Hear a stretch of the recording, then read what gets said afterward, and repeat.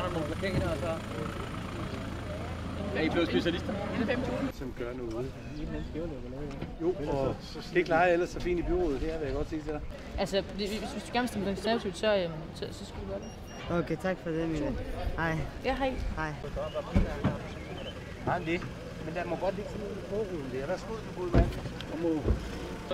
Hej med jer. Hvad laver I i Holbæk? Nej, det vil jeg ikke sige. Jeg er med i Konservativ Ungdom, og vi er her i dag i Holbæk, hvor vi er ude og hjælpe Brian Mikkelsen. Og vi har i dag været nede på torvet, nede i gågaden, og delt nogle flyers ud og nogle balloner og bolsjer. Og så er vi gået op til et supermarked heroppe, og stillet lidt plakat ud, hvor Brian Mikkelsen blandt andet er kommet.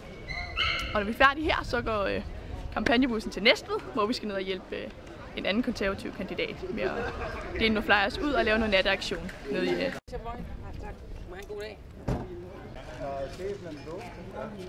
Sådan er det jo.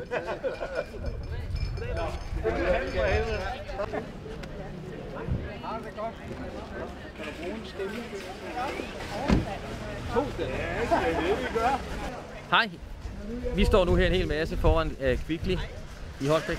Deler pjæser ud til folk, snakker med folk, og folk er smadret interesserede i valg her i Holbæk og har lyst til at snakke om politik, så jeg tror, det bliver et brag af en valgkamp, der er tilbage.